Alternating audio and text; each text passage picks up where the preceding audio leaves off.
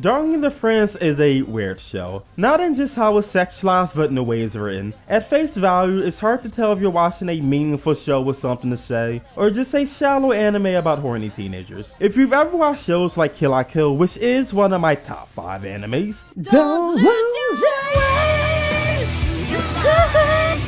It can easily look like a show for 30-year-olds with random commentary thrown in it, and I'm not sure if I'm smart enough to tell the difference, but I will do my best. Darling in the Franxx is a project co-produced by Studio Trigger and A1 Pictures. In the distant future, humanity has been driven to near extinction by giant beasts known as Colossosaurs, forcing the survivor humans to take refuge in massive fortress cities called plantations. No, not those. These are different. Children raised here are trained to pilot giant mechas known as Franxxes, the only weapons known to be effective against the Colossosaurs. And get this, boy-girl pairs. Yeah, I know, just not yet. Calm down.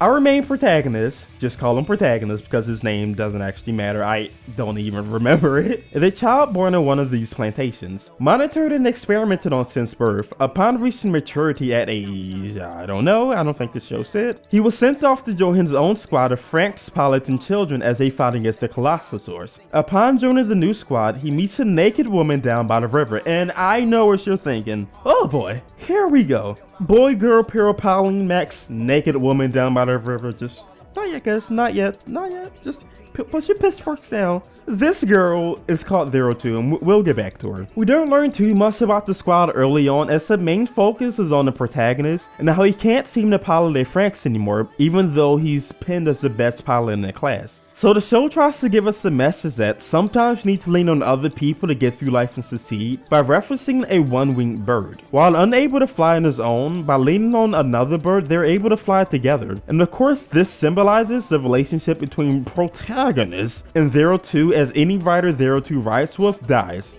Now, given that description, I didn't call him protagonist for no reason. Because obviously, the protagonist wouldn't die, but that's besides the point. Zero Two gives him hope, and he accepts the danger of riding with her, because with Zero Two, he can live the life that he wanted to. And while they grow and more is revealed about the relationship, this for the most part is the end of protagonist's character development. So while he doesn't have much going on for him, he works more as a tool to develop the other characters. The audience knows very little about the world, and we usually find out more information as the kids do. This can make the world building seem pretty strong. We're consistently fed something about the world each episode, not too much, but just enough to keep us intrigued and asking questions. See, in this world, the Franxx program is run by adults who remain aloof and roll over everyone else. They've made it so that humans don't reproduce sexually anymore. They've made it so that no one's taught about their emotions and individuality.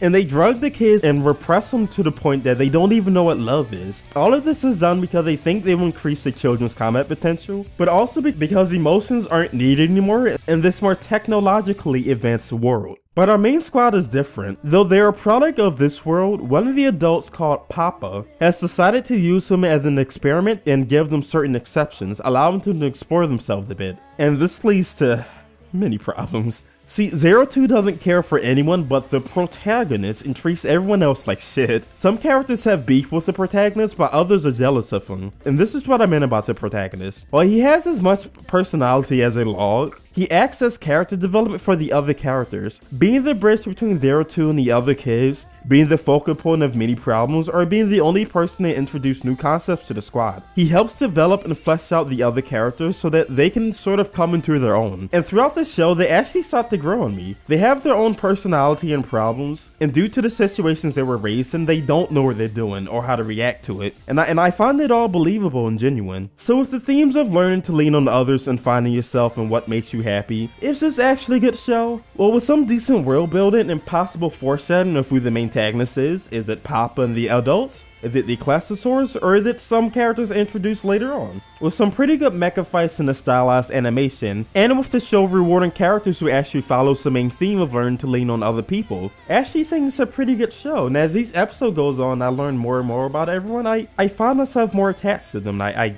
just can't stop watching. So even if you think it's just a show for horny teenagers, it can still be a fun mecha show about kids who constantly get themselves in trouble. Oh, did I mention that this show also has Best Girl Contender for the Year? Zero Two. Pink hair, porn, green eyes, wild nature. I mean, she's just the perfect wife.